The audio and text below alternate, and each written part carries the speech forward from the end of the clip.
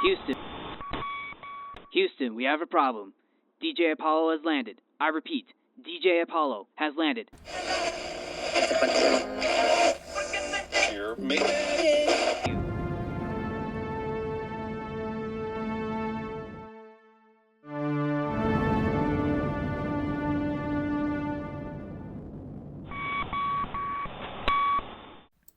Greetings and salutations. You are listening to the Tales of Music and Film podcast.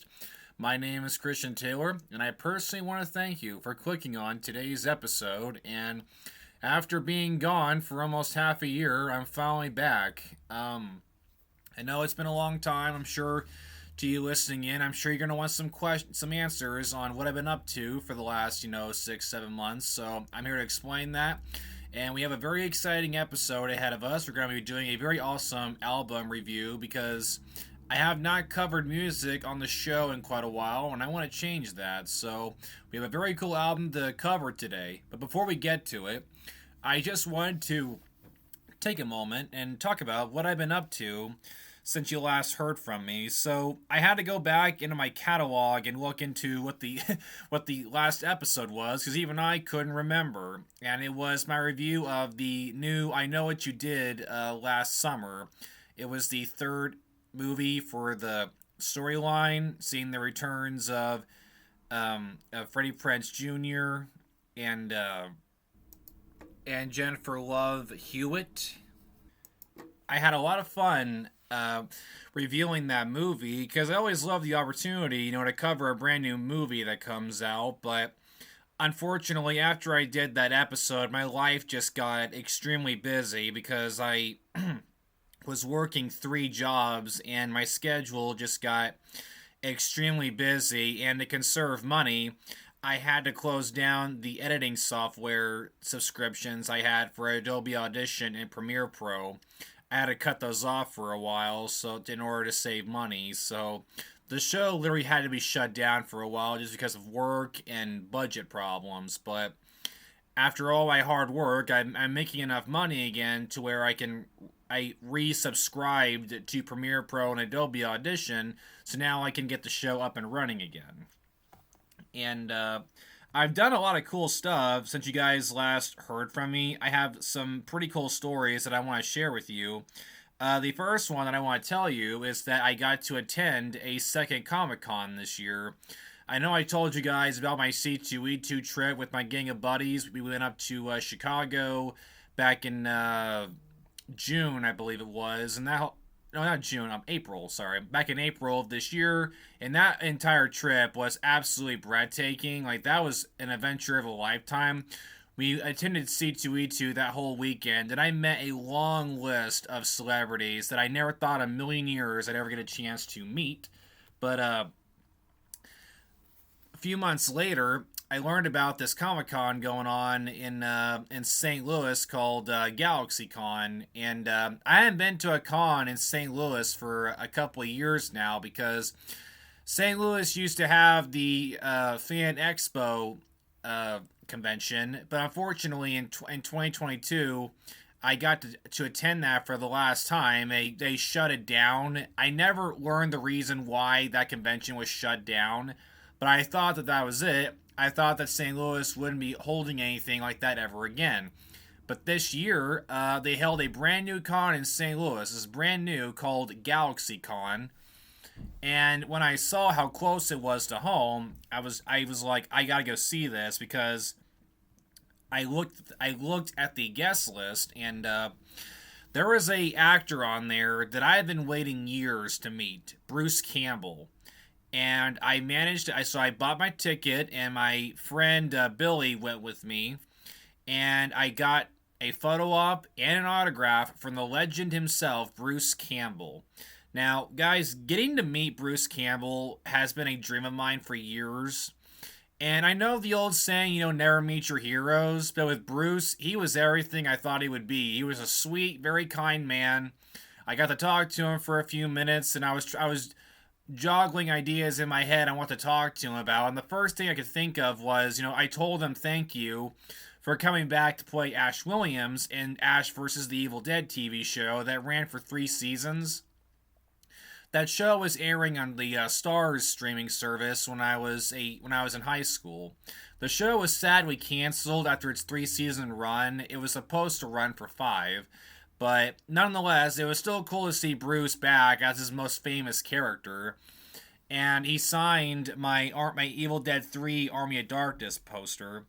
And he was a very kind guy. It was cool getting to talk to him. And I also got to meet 2 actors from the Buffy TV show. Now, I'm a big fan of Buffy and the Angel TV shows. I've covered both shows on the channel if you guys want to go listen to those episodes. So the 2 actors that I got to meet was James Masters, who played Spike in both shows. And I got to meet Chris Carpenter, who played Cordelia Chase in both shows. And both of them autographed my Buffy poster. And getting to chat with both of them was really, really cool. With Chris Carpenter, I was telling her how I was very late to the party with watching these shows. But I told her I was, worried it was going to be a 90s cheese fest. It didn't age well. And I told her I was wrong. Both shows have aged masterfully. They're both great, great shows. Great with great storytelling. Very good life messages for people watching. And she totally agreed with me on that, And I went to the GalaxyCon dressed in my brand new Indiana Jones and the Last Crusade outfit. So I spent the last year putting together a movie-accurate Indiana Jones costume. Back in April, I bought my first real Indiana Jones hat from Herbert Johnson. They are the ones who made the hat for the Indiana Jones films, and I got me the Last Crusade poet. Then I got me the Wested Leather jacket. Wested Leather was the company that made the jackets. So I got a Wested Leather jacket along with the button shirt, the shoulder bag, the belts, the pants, the gun. I got the whole screen accurate outfit together, and I wore it to GalaxyCon, and I got a lot of good feedback from people. Charisma really loved my outfit. She asked me why I was wearing a tie, and I told her in the third movie, Last Crusade, Indy wears a tie, and she didn't know that. And then getting to talk to James Master, dude, what a sweet guy. I mean, I could have talked to him all day. I mean, great sense of humor. I told him how cool it was that they brought Spike back for season 5 of Angel, and he was telling me how much fun he had playing him again on Angel. And I told him, how cool it was that he was in Smallville. He got really excited about that because I noticed people in front of me, it was all, Spike, or apparently he voiced a character in Dragon Ball Z, and I did not know that. But it was either the Dragon Ball Z or Buffy. Nobody brought up Smallville, and I was like the first person in line to bring that up to him, and he got really excited about that. He played Brainiac in seasons 9 and 10 of Smallville. And what's really funny is on my poster he wrote "Christian, bite me." I didn't catch that until after he signed it. I didn't even look at what he wrote on there, and that made me laugh. He was a very nice man. It was an honor to meet him, and he even took selfies with me. Very cool. Yeah, so me and my friend Billy had a great time at that con. They've already announced they're going to be doing it again next year in St. Louis, Missouri. I'm definitely going to have to try to see if I can go back to that again. And another thing, me and my best friend Jonathan White, you guys know him. He has appeared on the show a couple of times. Jonathan and I covered the original Godzilla from 1954, and we did an episode covering his favorite anime, Evangelion. And Evangelion is going to be playing a part into this next story that I'm about to tell you guys. So, me and my best friend Jonathan, back in August, we took a trip to Dallas, Texas. And I never thought a million years I'd ever go to Dallas, Texas. It was a fantastic trip, and you're probably wondering, why did we go there? And we got to see a concert there that was a once-in-a-lifetime opportunity. So we drove 16 hours from Illinois to Texas. We drove straight there and back for 16 hours straight. We left at 6 in the morning, and we got to our hotel around 7 p.m. And the show that we were seeing there, so there is a Japanese singer who she sang a lot of the songs that were used in the soundtrack for Evangelion, including the opening theme song. And for the first time, she was doing concerts with an orchestra outside of Japan. She was doing this North American tour, and the closest show that Jonathan could find was in Texas. The minute he asked me if I wanted to go with him, I said yes without even a second of hesitation. So we packed up our bags and we went in his car straight there to Texas. And we were in Texas the whole weekend. We got to go around Dallas and see some famous attractions that visitors can go see. Our hotel was very nice.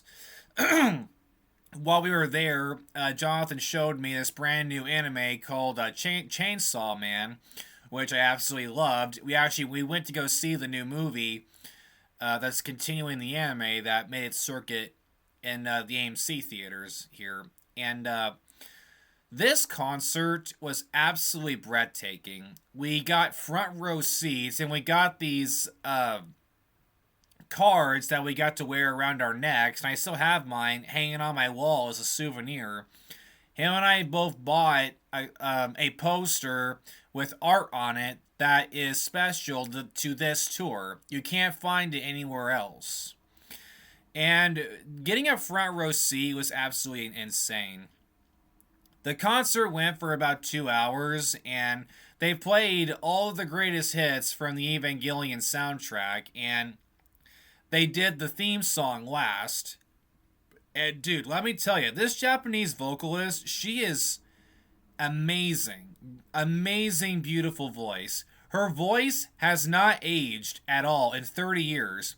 So Evangelion came out back in 1995, and it is, to this day, from what I understand, extremely popular in Japan. Very famous. It's probably it's gotta be up there in one of the most famous animes ever made.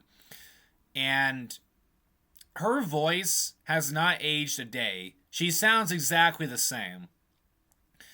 And unfortunately, we weren't allowed to take any videos during the show, otherwise you'd be kicked out. But thankfully, Jonathan and I managed to get some pictures taken, right as the band and all of them were doing their final vows. When they did their final bows when the show was over.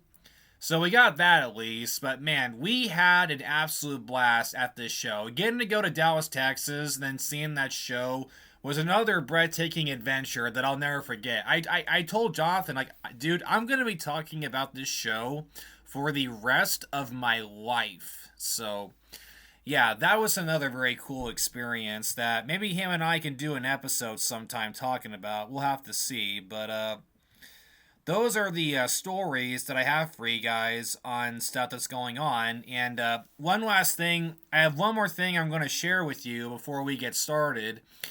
I'm going to be seeing AC/DC again. So for any of you who don't know, AC/DC is my favorite band of all time. They were my very first concert when I was 16 years old. I saw them live in St. Louis on February 20th, 2016 on the Rock Bus Tour. And that night changed my life forever. And I've been to dozens and dozens of concerts ever since. And I got to see AC/DC live again this past May in Chicago at Soldier Field. And I thought that was it. But then they announced that they're coming back to North America again next year in the summer, in the fall, and they're going to be playing in St. Louis, Missouri. So me and my family got tickets. My whole family, including my best friend Jonathan, we're all going to this show together. And this will be Jonathan's first time seeing AC/DC, and it'll be the first time my little sister and my little brother are going to see them too. My little sister Channing, she's 10 years old right now, and she's heard their music all throughout her life, and she is so excited. They're going to be her first show, man, and I cannot wait to see everybody's reactions. These guys they're going to get to witness the greatest rock band to ever walk this planet, okay? I'm about to see my favorite band for a third time with my family and my best friend. It does not get any better than that, folks. So that is very, very exciting. Um, that's the last story that I wanted to share with you. In my personal life, everything is going very well. I am still substitute teaching in 4 different school districts. I work at a Walmart, and I've just been helping my family whenever I can. I've been trying to find health insurance, and I got my first credit card. So yeah, I am moving up in the world. I'm learning the ropes and how to be a young adult in this crazy, crazy world of ours. So yeah, it feels nice to have a day off to where I can do this show again finally. And I just want to take a moment. So if you guys want to give me a following, so I do have a couple of social media platforms that you guys can check out. So I do have an Instagram account, and the name is, I'll tell you here. Give me one second here. ct.theman, all lowercase. You can go and follow me on Instagram, where I do make posts on there when I make episodes.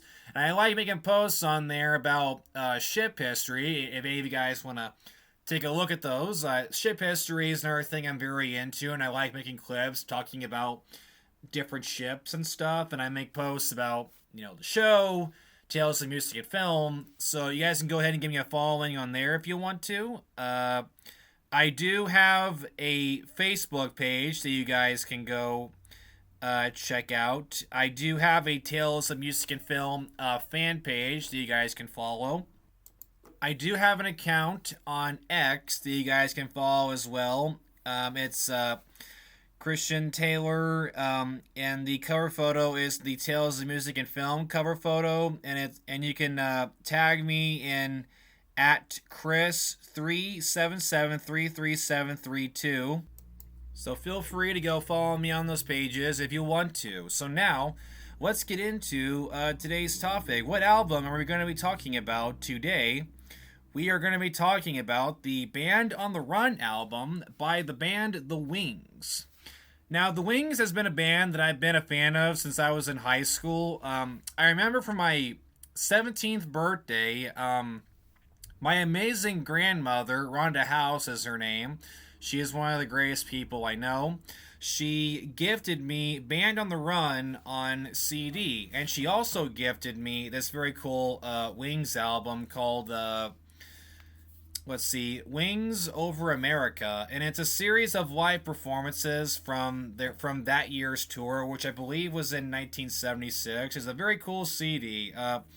The Wings, I feel like, is kind of like a very underrated band in like the rock community. It seems that a lot of people don't talk about them very much. And for anyone who doesn't know, The Wings is a band that Paul McCartney started after the Beatles broke up in 1970. And the band featured his wife, Linda, who has sadly passed away. She passed away in 1998 from cancer. And also in my CD collection, I do also have the Wings Greatest Hits CD. And some of my favorite songs is, Band on the Run, Live and Let Die, Silly Love Songs, My Love, Jet. Like, this band has some good stuff in there. And I figured it'd be cool to give them to talk about them for a minute, and I think Band on the Run to this day is considered their best album. Like, this album is super cool. Like, let's see. So it opens up with Band on the Run. The song Jet, as I said, I'm a big fan of. Bluebird, oh, great song. And Let Me Roll It's another good one too. So yeah, there's a lot of good. It's a good album. And I figured it would make for a good episode. And Paul McCartney is also one of my favorite musicians of all time. So the Beatles are in my top 5 favorite bands of all time. And out of the 4 Beatles, my favorite Beatle would have to be Paul McCartney. Now, guys, I don't know if a lot of you realize it, but I think Paul McCartney has had, in my opinion, the greatest rock and roll career that you could ever have. I mean, this guy has had success unlike anybody else, and I don't think we're ever going to see anybody like him ever again. I mean, think about this for a second. This man was born in 1942. Like, this dude was born, when World War II was going on, and he's currently 83 years old, and he is touring with his band right now as we speak.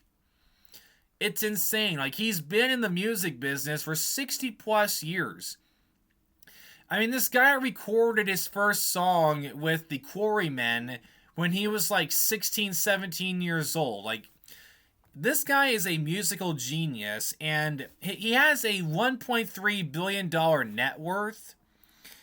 And I was actually kind of curious. So last week I looked up how I had to know, like, how many songs has this man written throughout his life? And according to Google, so it says Paul McCartney has written or co-written over 1,000 songs across his career. His complete catalog officially lists over 1,250 released songs. 1,250 songs, ladies and gentlemen. Like, this guy is a walking music catalog. I mean, like, holy cow, man. How do you do that? I mean, I think I even heard a story once that he wrote yesterday, like, in his sleep. Apparently he dreamt of the melody or something. This guy lives and breathes music. It's like all he knows. It's insane. But yeah, great songwriter. I mean, I think after the Beatles broke up, he had the most success. Like, he is an amazing songwriter and a pretty cool dude from what I understand. So the band itself, so the Wings were around from 1971 to 1981.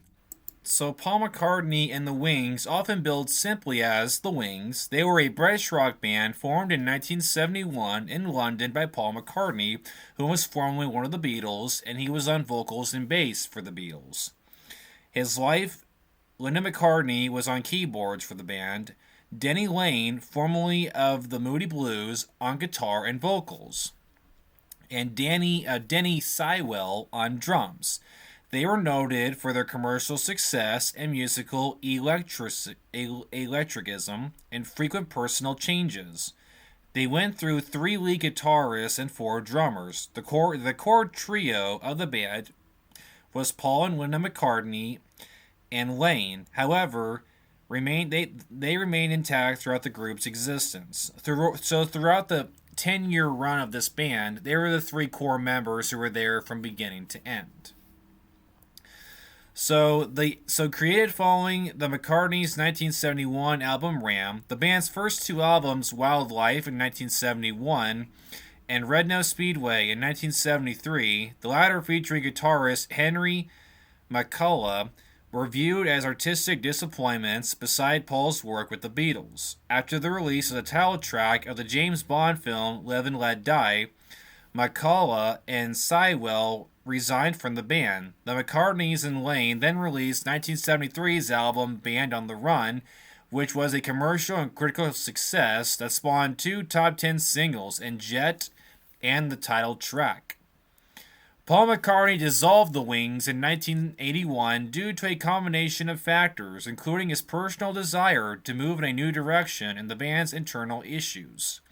Key reasons include Paul's wariness of leading the band, his frustration with their 1979 tour performances, the desire to record his next solo album, and a series of events in 1980 that stalled the band's activities. So now we're going to be getting into the actual... So that was a little more of a backstory about the band itself. Now we're going to be getting into the actual making of the Band on the Run album that changed everything.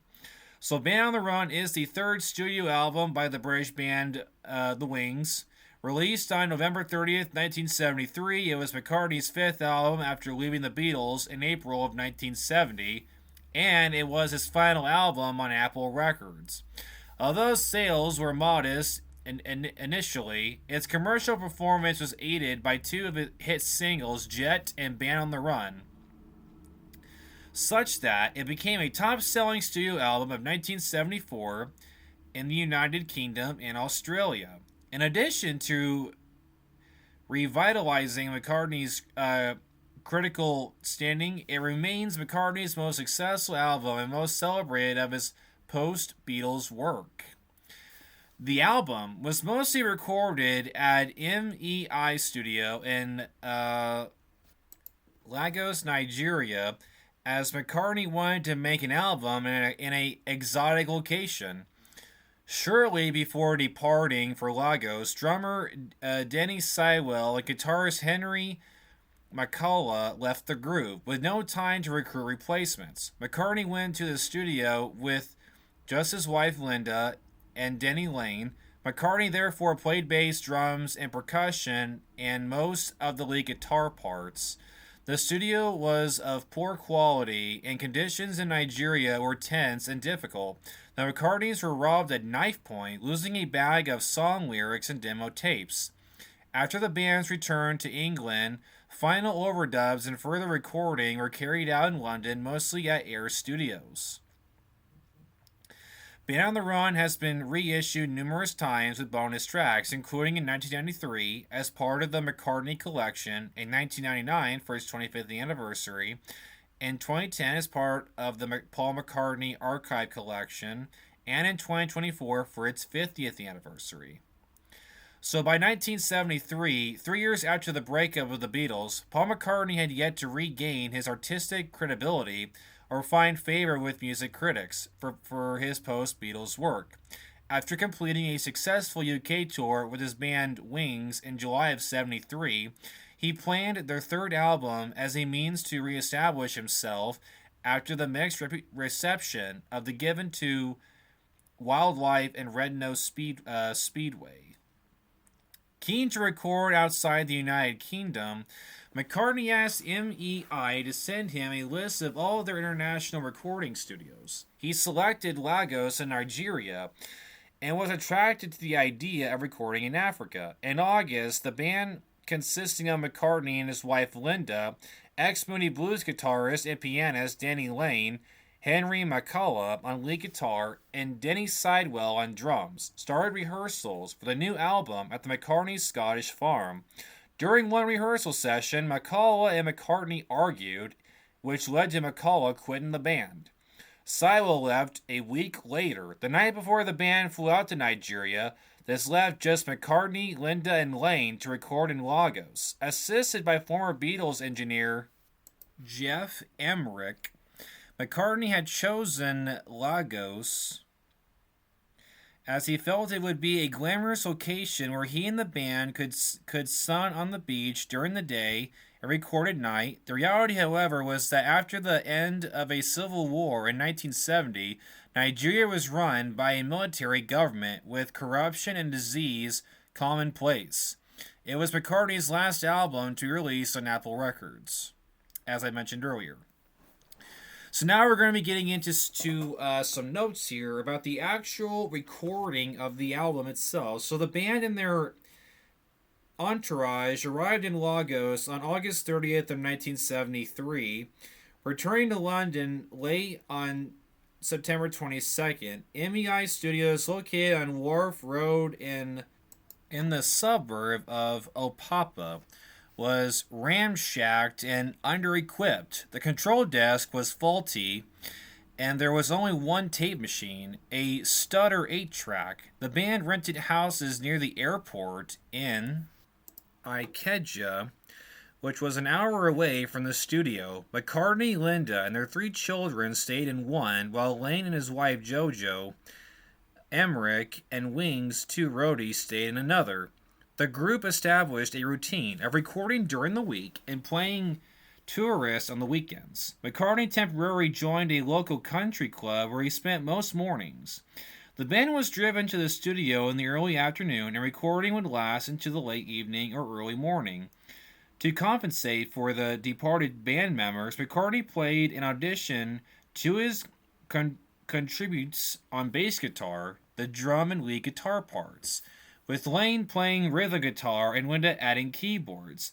The first track they recorded at APA was Mamuina, the title for which McCartney apprehended from the name of a hotel in Marrakesh where Wings had stayed in April of 1973. Several of the songs on Band on the Run reflect themes of escape and freedom, while the structure of the album recalled the Beatles' Sgt. Pepper Lonely Hearts Club Band in Abbey Road. The song Band on the Run was partly inspired by a remark George Harrison had made during one of the many business meetings the Beatles attended in 1969 in an effort to address the problems afflicting their Apple Corps enterprise. 4 years later, the album's creation coincided with what author Peter Doggett terms McCartney's moral victory in the debate over Alan Klein, as Harrison, John Lennon, and Ringo Starr now became embroiled in litigation against Klein, the business manager they had appointed to run Apple in 1969, despite strong opposition from McCartney. Doggett writes that McCartney was perhaps liberated creatively by his recent development, resulting in Band on the Run bearing a forthy self-confidence that was reminiscent of the Beatles at their most productive. Aside from the challenges presented by the substandard studio, various incidents plagued Wings' stay in Lagos. While out walking one night against advice, McCartney and Linda were robbed at knife point. The assailants made off with all their valuables, and they even stole a bag containing a notebook full of handwritten lyrics and songs and cassette tapes containing demos for songs to be recorded. On another occasion, McCartney was overdubbing a vocal track when he began gasping for air. According to Emmerich, within seconds, McCartney turned as white as a sheet, explaining to us in a choking voice that he couldn't catch his breath. We decided to take him outside for some fresh air, but once he was exposed to the blazing heat, he felt even worse and began kneeling over, finally fainting dead away at our feet. Linda began screaming alot, and she was convinced that he was having a heart attack. The official diagnosis that he had suffered a bronchial spasm brought on by too much smoking. Another incident was the confrontation with local political activist named Fela Kuti, who publicly accused the band of being in Africa to exploit and steal African music after their visit to his club. Kuti went to the studio to confront McCartney, who played their songs for him to show that they contained no local influence. Later on, drummer and former Cream member Ginger Baker invited Wings to record their entire album at his ARC studio in Ikeja. McCartney agreed to go there for one day, and the song Picasso's Last Words, Drink to Me, was recorded at ARC, with Baker himself shaking a tin can filled with gravel on the track. Recording for the majority of the album's basic tracks together with initial overdubbing was completed after 6 weeks in Nigeria. Wings hosted a beach barbecue to celebrate the end of the recording, and on September 23rd of 1973, they flew back to England, where they were met by fans and journalists. Upon returning to London, the McCartneys received a letter from EMI dated before the band had left England, warning them not to go to Lagos due to the outbreak of cholera. In October, 2 weeks after the band's return to London, work began at George Martin's Air Studios to transfer many of the 8-track recordings made in Nigeria to 16-track. Jet, named after one of McCartney's children's ponies, was recorded in its entirety at Air. The McCartneys and Lane carried out further overdubs at the Lagos recordings during this period. All of the orchestral arrangements for the album were taped at Air in a single day, conducted by Tony Visconti.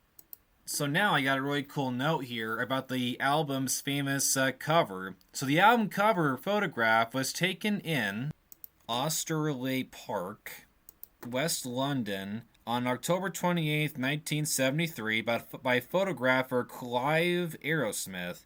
from a concept by Hypnosis and McCartney. It depicts the McCartney's Lane and 6 other well-known people dressed as convicts and posed as though caught by a prison spotlight.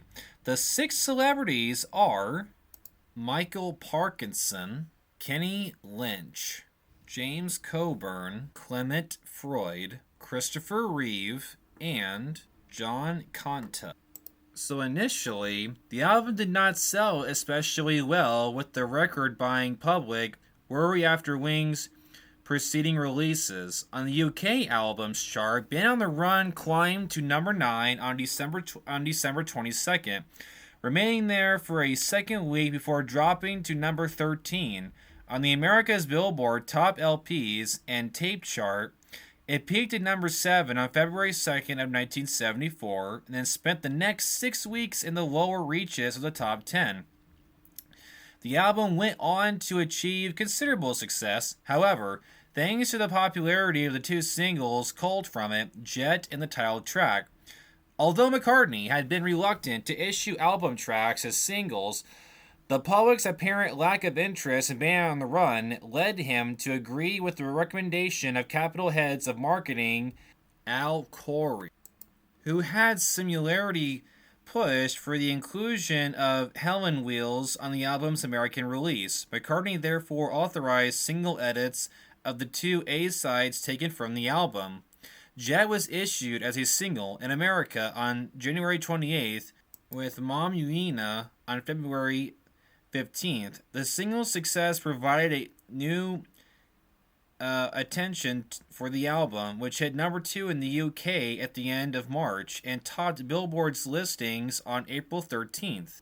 The album topped the Billboard chart on 3 separate occasions in 1974 and was the top-selling album of that year in Australia and Canada. In Britain, it came second in the year-end standings, behind the compilation The Singles 1969 to 1973 by the Carpenters. Through this success with Wings, McCartney established himself as the most commercially successful of the four former Beatles. Arthur Robert Rodriguez views the album's arrival at number 1 in America in April 1974 as the moment when McCartney upped George Harrison as the ex-Beatle most likely to succeed, in the beginning of a period of public acclaim that reached its zenith with the Wings Over America tour in 1976. Band on the Run was eventually certified triple platinum by the Recording Industry Association of America and would go on to sell 9 million copies worldwide, becoming MEI's top-selling album of the 1970s in the UK. A continued success through 1974 was also beneficial in allowing Wings to recruit a new guitarist and drummer and to integrate them into the band before beginning new recordings. By 1984, it had sold 6 million copies, the highest amount for any ex-Beatles work at the time, and equal to the Beatles' biggest success, Let It Be. Upon its release, Band on the Run received mostly favorable reviews. Rodriguez writes that after the disappointment of McCartney's previous work since the Beatles, it was exactly the record fans and critics had long hoped he would make. In a combined review of Band on the Run and Starr's concurrently released Ringo album, Charles Shaw Murray of the NME wrote, "The ex-Beatle least likely to re-establish his credibility and lead the field has pulled it off with a positive masterstroke of an album entitled Band on the Run." In addition to praising McCartney for using a synthesizer like an instrument and not like an electric whoopee cushion, Shaw Murray concluded, "Band on the Run is a great album. If anybody ever puts down McCartney in your presence, bust him in the snoot and play him this. He will thank you for it afterwards." Now, that's a very creative way of saying this is a great album. And with that marks the end of the review for the Band on the Run album. I think it's a fantastic album. I need to listen to it again personally. It's been a while. since I've listened to this album, and I had to agree. I think this was the Wings' best album. Apparently, over the years, Paul McCartney said he looks back on the Wings and he doesn't think the Wings era was really that good. I'd have to disagree with him there. I think the Wings were a very successful band with a lot of great music. I think this band deserves a little more praise and recognition in the rock community. I think they had a very success, and they made a great, they had a great adventure for the 10 years that the band was together. So it was a great honor finally getting a chance to talk about this album. I've had this album topic on my list for a very long time, and it's nice to finally talk about it. But I hope you guys really enjoyed this album review. If you can tell from this recording, I'm trying to, get back into the podcasting, world. I'm trying to find my groove again, but I think I'll get back to it in no time. I have a very exciting episode planned for this weekend. I'm going to be interviewing someone, and it's going to be someone very special, and it's going to be about a TV show on Netflix. That's going to be the only tease or hint I'm going to give you for now. So I just want to end this by saying to you listening, I hope you are doing extremely well. I hope your life is going magnificent. I wish you all the good things in life, and just continue to live life to the fullest. Take them opportunities and really work hard to make things better in your life. If you want to see a difference, you gotta get on your feet and go make that difference. So I wish you all the best, and happy holidays to you guys. We are 15 days away from it being Christmas, so I hope you guys are having a fantastic Christmas season, and you'll be hearing from me very soon. So until next time, my name is Christian Taylor, and you are listening to the Tales of Music and Film.